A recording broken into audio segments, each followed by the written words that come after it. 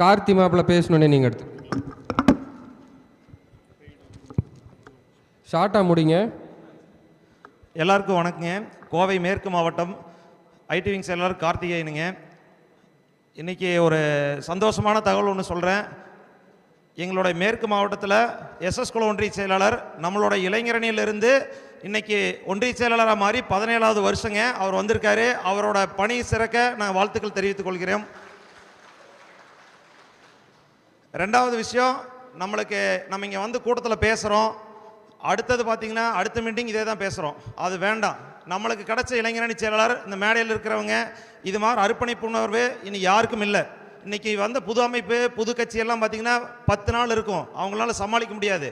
ஆனால் நம்ம அடிபட்டே சமாளிக்கிற அளவு கற்றுக்கிட்டோம். நம்ம ஒன்று தான், ஈஆர் நிற்கிறாரு, அவர் கூட நிற்கிறோம். இதுவும் பார்த்திங்கன்னா என்ன சொல்கிறதுங்க, நவீன காந்தியவாதிகள் தான் நம்ம. அதை நல்லா தெரிஞ்சுக்கணும். ரெண்டாவது, நம்ம தலைமையில் இருக்கவங்களுக்கு ஒரே ஒரு சொல்கிறேங்க, இந்த டைம் மாநாடு இல்லைன்னு சொல்லிட்டாங்க. நான் ஒரே ஒரு கருத்தாக சொல்கிறோம், மாநாட்டுக்கு இணையான ஃப்ளெக்ஸ் நம்ம வச்சா மட்டும்தான் இந்த கட்சி உயிரோடு இருக்குன்னு வெளியில தெரியும்.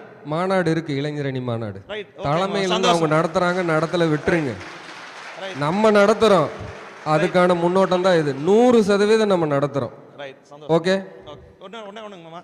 ரெண்டாவது பார்த்தீங்கன்னா மாநாட்டுக்கு பண்ணுற செலவுகள் பெரிய செலவு, அது ஐடி விங்குக்கு இந்த இதில் பண்ணுங்கள். ஏன்னா அண்ணன் சட்டமன்றத்தில் ஒரு பேஸ் அமைச்சு கொடுத்துட்டாரு.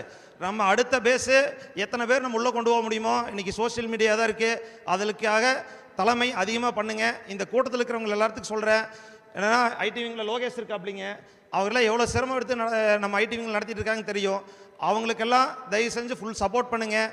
நம்ம தான் நம்ம பகுதிக்கான அடையாளம். அதை நீங்கள் பண்ணுங்கள். நம்ம ஊரில் எவ்வளோ பெரிய பணக்காரங்கள் இருக்கலாம், எவ்வளோ வசதி படைச்சவங்க இருக்கலாம், அதிகாரம் இருக்கலாம், ஆனால் நம்ம மாதிரி உண்மையான ஆளுங்க யாரும் இல்லை.